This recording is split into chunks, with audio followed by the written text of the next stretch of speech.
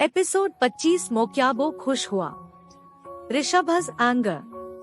कृष फूले हुए गालों से प्रिशा को शान जी के साथ डांस करते हुए देख रहा। उसकी मम्मा उसे भूल गई। वो ऐसे उसे भूल कैसे सकती है? ये सोच उसका नन्हा दिल परेशान हो रहा था। कोई नहीं टाइगा, तुम बाद में अपनी मम्मा के साथ डांस कर लेना। अब तो वो यही रहेगी ना, आयुष ने उसे समझाते हुए कहा। कृष ने उसे घूर कर देखा और उससे मुंह फेर खड़ा हो गया। उसे अब किसी से बात करने में कोई इंटरेस्ट नहीं था। कृष बच्चा, चलो हम दोनों साथ में डांस करते हैं। प्रीति जी ने उसके के बेबी हेड को सहलाते हुए कहा। नहीं, मुझे अब किसी के साथ डांस नहीं करना। कृष ने अपने गुस्से से फूले हुए गालों को और फुलाते हुए प्रीति जी को मना कर दिया। इतना गुस्सा? प्रीति जी ने ये कह मुस्कुराकर उसके गुस्से से फूले हुए गालों को होले से चूम लिया। वैसे नानी, आप अपने पति को समझा दो, वो मेरी मम्मा से दुल रहे, वरना टाइगा उनकी बैंड बजा देगा। कृष ने एक नजर मजे के डांस का कर रहे अपनी मम्मा और नानू को देखा और फिर फ्लोर को घूरते हुए गुस्से से अपनी बात पूरी की। उसकी बात सुन आयुष अपनी हंसी को नहीं रोक पाया और जोर जोर से हंसने लगा। सच में उसका भतीजा मुफट एंग्री बर्ड है। वही प्रीति जी कुछ पल के लिए कृष को देखती ही रह गई। उनके एसीपी थे, आए दिन उन्हें ऐसे धमकी भरे कॉल आते ही रहते थे, पर कृष की दी गई धमकी इन सब में सबसे खतरनाक और क्यूट थी। यही सोच वो मुस्कुराकर कृष को देखने लगी। प्रीति जी मुस्कुराते हुए, ठीक है, मैं अपने पति को अच्छे से समझा दूंगी। कृष ने उनकी बात सुन और फिर अपने चट्स की तरफ देखा। चट्स, मुझे नींद आ रही है, मैं जा रहा हूँ सोने। ये कह वो स्टेयर्स की तरफ भगाते हुए चला गया। आराम से टाइगा, आयुष ने पीछे से चिल्लाते हुए कहा। ये कृष ऐसे क्यों भाग गया? कृष को ऐसे अचानक गुस्से में भागते देख प्रीति जी ने थोड़े चिंता भरे स्वर में पूछा। कुछ नहीं आंटी, वो ऐसा ही है। उसका गुस्सा कल तक छू मंतर हो जाएगा, तब वो फिर से अपनी शैतानियां स्टार्ट कर देगा, आयुष ने कहा। वो इस वक्त बिल्कुल कृष की मम्मा की तरह बात कर रहा था, जैसे वो ही कृष की माँ हो। और देखा जाए तो ये सच भी था, एक आयुष ही था जिसके सबसे करीब कृष था। उसने कृष को तब संभाला था जब ऋषभ ने अपने रीजन के चलते कृष से मुंह मोड़ लिया था। प्रीति जी ने आयुष की बात सुन कुछ पल के लिए उसे देखा और सिर्फ हाँ में गर्दन हिला दी। वही ऋषभ लंबे कदम बढ़ाते हुए लेफ्ट कॉरिडोर में उस काले लिबास वाले आदमी को ढूंढ ही रहा था कि उसकी नजर वहाँ पर बनी एक कांच की खिड़की पर पड़ी। उस कांच के खिड़की के सामने एक काले रंग कागज हवा में लटक रहा था। उस कागज के चारों कोनों में से रॉयल ब्लू कलर की रोशनी निकल रही थी। ऋषभ ने खिड़की के पास जाकर उस कागज की तरफ हाथ बढ़ाया। उसने जैसे ही कागज को लेने के लिए अपना हाथ आगे बढ़ाया, वो कागज अपने आप ही उसके हाथ में आ गया। ऋषभ के हाथों में आते ही उस कागज का रंग काले रंग से हल्के पीले रंग में चेंज हो गया और उस कागज पर अपने आप की शब्द उमटने लगे। ऋषभ ने अपनी सर्द आँखों से उस कागज को घूरा। उसकी आंखों इस वक्त येलो लाइट बल्ब की तरह चमक रही थी। कैसे हो ऋषभ मेरी जान? जैसे भी हो, पर ज्यादा दिन तक वैसे नहीं रहने वाले। वैसे मानना पड़ेगा, काफी हिम्मत आ गई है तुम में। पर सच कहूँ, तुम्हें वापस इंडिया देख मोगेम्बो खुश हुआ। जैसे तुम्हारे माँ, चाचा चाची, तुम्हारे बीबी बच्चे को ऊपर का टिकट कटवाया है ना, सोचा वैसे ही इस नई बीबी और बच्चे का भी टिकट कटवा ही लूं, बाद में तुम्हारी बारी। पर एसएसएस तुम्हारी नई बीबी को देखा मैंने, उफ क्या बला की खूबसूरत है। घायल कर दिया उसने मोगेम्बो को। सोच रहा हूँ तुम्हें मारने के बाद उसे अपनी रखैल बना लूं। वैसे नई इतनी खूबसूरत थी तो पुरानी क्या चीज होगी। खैर हम उस बारे में बात नहीं करते जान, बस तुमसे बात करने का मन हुआ इसलिए विथ लॉट ऑफ लव ये लव लेटर लिखा है मैंने। रिप्लाई जरूर देना। हाँ बाय, गुड बाय।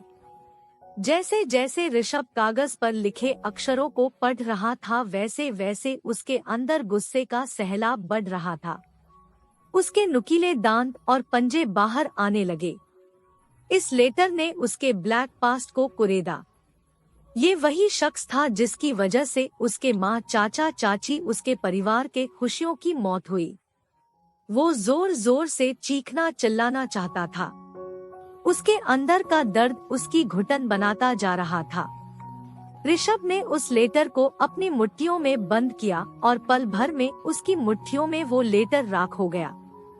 इसी तरह, बिल्कुल इसी तरह मारूंगा मैं तुम्हें, जिंदा जलाकर तड़पा तड़पा के। जैसे तुमने मेरे अपनों को छीना है वैसे मैं तुम्हारी जिंदगी छीन लूंगा मोगैम्बो। ऋषभ ने अपनी सर्द आवाज में उस राख को देखते हुए कहा और पल भर में अपने टाइगर फॉर्म में आ गया। उसका गुस्सा अब आउट ऑफ कंट्रोल हो गया था। वो गुर्राते हुए उस खिड़की से कूदकर टाइगर पैलेस से बाहर चला गया।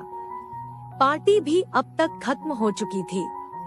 प्रिशा ने अपने आई पापा और प्यारी सी बहना से थोड़ी देर बातें की और उन्हें विदा कर मुस्कुराते हुए क्रिश के कमरे की तरफ बढ़ गई। क्रिश के कमरे आते ही उसकी नजर बेड पर गहरी नींद में सो रहे क्रिश पर पड़ी। क्रिश इस वक्त बेसुध सा बेड पर पूरी तरह से फैल कर सोया हुआ था। उसने अब तक अपने कपड़े भी चेंज नहीं किए थे। वो वैसे ही टक्सीडो पहने सो रहा था। आखिर अपने मम्मा से गुस्सा जो हो गया था। उसे ऐसे फैल कर सोया हुआ देख प्रिशा के चेहरे पर मुस्कान छा गई। उसने क्लोजेट में से क्रिश का नाइट सूट निकाला और उसके कपड़े बदल आराम से बेड पर सुला दिया। कपड़े बदलते वक्त क्रिश थोड़ा सा कुनमुनाया पर गहरी नींद में होने की वजह से उसकी नींद खुली नहीं। प्रिशा ने भी अपने कपड़े चेंज किए और क्रिश को हक कर वो भी सो गई। कौन है ये मोगैम्बो? और क्या उसने जो लेटर में लिखा है वो सब सच है? अगर हाँ तो क्रिश के अलावा भी ऋषभ के कोई बच्चे थे? और क्यों मारा है मोगैम्बो ने मारा है ऋषभ के अपनों को? Episode 26 house lock. अगले दिन सुबह प्रिशा सुबह जल्दी उठ तैयार होकर नीचे किचन की तरफ चली गई। वैसे तो उसे किचन कहाँ पर है ये पता नहीं था, पर उसने हॉल में काम कर रहे एक सर्वेंट से किचन का रास्ता पूछ लिया था। किचन में तान्या किचन में काम कर रहे सर्वेंट्स को अपना अपना काम समझा रही थी। उसका 2 दिन पहले ही टाइगर पैलेस की हेड शेफ के तौर सिलेक्शन हुआ था। अगले दिन सुबह, गुड मॉर्निंग मैम, क्या आपको कुछ चाहिए था? प्रिशा को किचन में आते देख तान्या ने झट उससे किचन में आने का रीजन पूछा।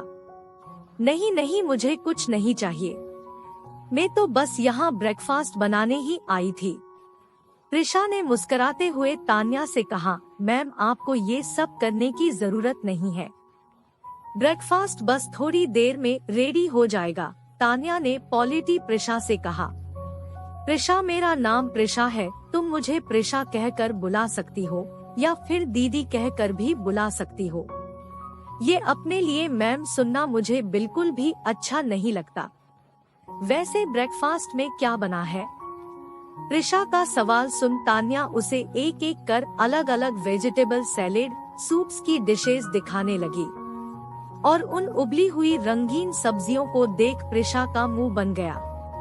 वो खाने को लेकर बहुत ज्यादा चूजी थी। जो चीज उसके मुंह को स्वाद नहीं देती थी वो खाना खाना उसके लिए किसी टास्क से कम नहीं था। ऐसी उबली हुई सब्जियां खाकर इस घर के लोग भी उबल चुके हैं। वेजिटेबल सैलेड से सजी डिशेस को देख प्रिशा मुंह बनाते हुए अपने आप में बड़बड़ाई। उसके बातों का इशारा सीधी तरह से ऋषभ पर था। क्या हुआ प्रिशा दी, आपने कुछ कहा क्या? प्रिशा को अपने आप में बड़बड़ाते देख तान्या ने उससे पूछा। प्रिशा, वो मैं सोच रही थी कि अपने लिए कुछ बना दूं। प्रिशा दी, अगर आपको कुछ चाहिए हो तो मैं बना देती हूँ। आप बस मुझे बता दीजिए आपको क्या खाना है। प्रिशा की खाना बनाने की बात सुन तान्या ने उसे रोकते हुए कहा, पर प्रिशा ने उसकी एक नहीं मानी और वो खाना बनाने में लग गई। उसने महाराष्ट्रियन स्टाइल टेस्टी दड़पे पोहे और मीठे में शिरा यानी कि सूजी का हलवा बना दिया। थोड़ी ही देर में रुद्र, आयुष, कृष और परितोष ब्रेकफास्ट के लिए डाइनिंग एरिया में आ गए। वही प्रथम और ऋषभ कल रात से गायब ही थे। वाह क्या खुशबू है, आज हमारे डाइनिंग टेबल से ऐसी खुशबू, आहा। रुद्र ने अपनी चेयर पर बैठते हुए उस लजीज खुशबू का मजा लेते हुए कहा। हाँ टीचर चाचू, मम्मा ने आज यम्मी पोहे और सूजी का हलवा बनाया है। कृष ने अपने होठों पे जीभ फेरते हुए चमकती आंखों से कहा। अपने मम्मा के हाथों का टेस्टी खाना देख वो ये भूल ही गया कि वो अपनी मम्मा से नाराज था। वही उसकी बातें और चेहरे पर आए क्यूट से एक्सप्रेशन देख सभी लोग उसे देख मुस्कुराने लगे। अरे वाह, भाभी के हाथ के पोहे मतलब जन्नत। आयुष ने अपने सामने रखी पोहे की प्लेट को देखते हुए कहा। आपको कैसे पता? आयुष की बात सुन प्रिशा, जो परितोष को पोहे सर्व कर रही थी, उसके हाथ रुक गए। उसने आयुष को अपनी आंखें छोटी कर देखते हुए पूछा। आयुष की बातों से उसे ऐसा लगता था कि वो प्रिशा को बहुत अच्छे से जानता हो। अरे कैसे पता, मतलब क्या सिस्टर इन लॉ एसएसएस, इनकी खुशबू तो देखो, आहा, दिल खुश हो गया। ये कह रुद्र ने एक नजर प्रिशा को देखा और पोहों का आनंद लेने लगा। प्रिशा दी, आप भी बैठ जाइए, मैं आपको सर्व कर देती हूँ, किचन से आ रही तान्या ने प्रिशा से कहा और अपने हाथ में पकड़ा संतरे की जूस का ट्रे डाइनिंग टेबल पर रख दिया। Hey beautiful, who are you? एक अनजान लड़की को अपने घर में देख रुद्र ने तान्या की तरफ देख एक मुस्कान के साथ फ्लर्टी टोन में पूछा। सर, मैं तान्या गर्ग, यहाँ की नई हेड शेफ। अपनी तारीफ सुन तान्या ने हल्के से शर्माते हुए जवाब दिया। ओह। उसका जवाब सुन आयुष, रुद्र और परितोष तीनों ने एक दूसरे को देखते हुए जवाब दिया और कुछ सोचकर हंस पड़े। वहीं प्रिशा, कृष और तान्या उन तीनों को ऐसे बिना बात के हंसते देख अजीब नजरों से देखने लगे। भाभी, वैसे बिग बी कहाँ है? आपको बताकर गए हैं क्या? और प्रथम भाई भी सुबह से गायब है। आयुष ने प्रिशा से सवाल पूछा। उसका सवाल सुन प्रिशा हड़बड़ा गई। ऋषभ कहाँ गया है, ये उसे कैसे पता होगा? और आखिर वो गिरगिट कहीं जाने से पहले प्रिशा को क्यों ही बताएगा? प्रिशा ने आयुष की तरफ देख बस ना में गर्दन हिला दी। आयुष ने भी उसके चेहरे के एक्सप्रेशन नोटिस कर उसे कुछ नहीं पूछा। बिग बी और प्रथम भाई बिजनेस ट्रिप पर गए हैं, कब तक लौटेंगे ये पता नहीं। रुद्र ने ब्रेकफास्ट करते हुए आयुष को देख जवाब दिया। वहीं ऋषभ के बिजनेस ट्रिप पर जाने की बात सुन प्रिशा परेशान हो गई। वैसे तो उसे ऋषभ से कोई मतलब नहीं था, वो जहाँ चाहे जाए, उसे क्या? उसे तो बस अपने जॉब के बारे में ऋषभ से कुछ बात करनी थी। उसकी मेडिकल लीवज कल खत्म होने वाली थी और कल से उसे काम पर जाना था और इसी बारे में वो ऋषभ से बात करना चाहती थी, पर वो तो चला गया बिजनेस ट्रिप पर। खैर कोई नहीं, अब उनके वापस लौटने के बाद में मैं उनसे बात कर लूंगी, प्रिशा ने मन ही मन सोचा। प्रिशा ब्रेकफास्ट करने के बाद कृष को किंडरगार्टन के लिए रेडी कर ऑफिस जाने की तैयारियां करने लगी। उसने आज हरे रंग की सिल्क के साड़ी के साथ फुल सिल्वज वाला ब्लाउज पहना था। गले में मंगलसूत्र, मांग में सिंदूर और खुले बालों में हल्के मेकअप के साथ वो बेहद खूबसूरत लग रही थी। Mamma, you are looking so beautiful. Krish ने प्रिशा की तारीफ करते हुए अपनी बाहें फैलाकर कहा।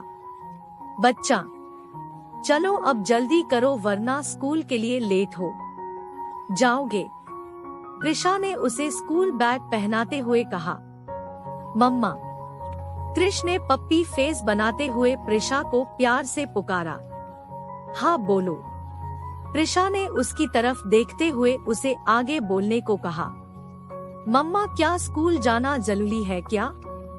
कृष जिस अपनी मम्मा से दूर बोरिंग से स्कूल जाना बिल्कुल भी पसंद नहीं था, उसने प्रिशा को मस्का लगाने के अंदाज से पूछा। हाँ बहुत ज्यादा जरूरी है। और हाँ ये नई स्कूल है, यहाँ नो शैतानी नो झगड़ा।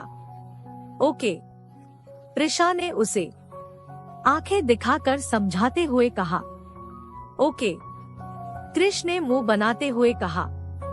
ऐसे बात करते हुए दोनों माँ बेटे हॉल में आ गए।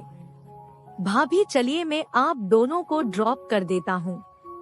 रुद्र ने की स्टैंड से कार कीज लेते हुए प्रिशा से कहा। नहीं नहीं रुद्र भाई आप कृष को ड्रॉप कर दीजिए, मुझे जाने में अभी देरी है, मैं चली जाऊंगी। प्रिशा रुद्र को माना करते हुए कहा। वैसे भी अब बज रहे थे। उसका ऑफिस टाइम 10 बजे का था, वो इतनी जल्दी ऑफिस जाकर क्या ही करेगी। यही सोच उसने रुद्र को मना कर दिया। रुद्र और कृष प्रिशा को बाय कर कृष के न्यू स्कूल की तरफ चल गए और प्रिशा अब इतने बड़े घर में अकेली रह गई। आयुष अपने कॉलेज गया था और परितोष अपने घर। हालांकि वहां पर कुछ सर्वेंट्स काम कर रहे थे, फिर भी उसके घर का कोई सदस्य तो मौजूद ही नहीं था।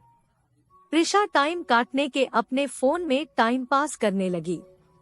कल प्रीति जी ने ही पार्टी खत्म हो जाने के बाद उसे उसका फोन लाकर दिया था। बस गए और प्रिशा भी अपने ऑफिस जाने के लिए निकल पड़ी, पर वो टाइगर पैलेस के बाहर कदम रखती इससे पहले ऋषभ के गार्ड्स ने उसे रोक लिया।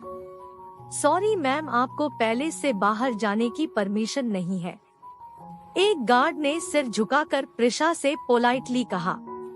क्या मतलब? उस गार्ड की बात सुन प्रिशा दंग रह गई। आखिर मतलब क्या है उसकी बातों का? उसे इस घर से बाहर जाने के लिए परमिशन की जरूरत है? मैम सर के ऑर्डर्स है, आप उनकी परमिशन के बिना पैलेस छोड़कर नहीं जा सकती। उसी गार्ड ने फिर से प्रिशा से पोलाइटली कहा। नहीं जा सकती क्या मतलब? अब मुझे यहाँ से जाने के लिए भी किसी की परमिशन लेनी पड़ेगी? क्या मैं कोई कैदी हूँ या फिर तुम्हारे सर की गुलाम जो उनकी परमिशन के बिना घर से बाहर नहीं जा सकती? प्रिशा ने उस गार्ड पर भड़कते हुए कहा। उसे ऋषभ पर बहुत ज्यादा गुस्सा आ रहा था। आखिर उसकी प्रॉब्लम क्या है? उसने मुझे हाउस लॉक कर दिया, क्या मैं कोई कैदी हूँ या उसकी गुलाम? यही सोचकर प्रिशा का गुस्सा बढ़ रहा था। माफ कीजिए मैम, पर इसमें हम क्या कर सकते हैं?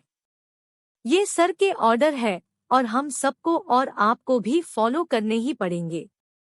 वहाँ काम कर रहे दूसरे गार्ड ने प्रिशा को भड़कते देख आगे आते हुए कहा।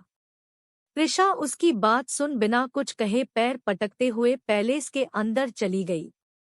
उसने मन ही मन न जाने ऋषभ को कितनी ही गालियां दे डाली।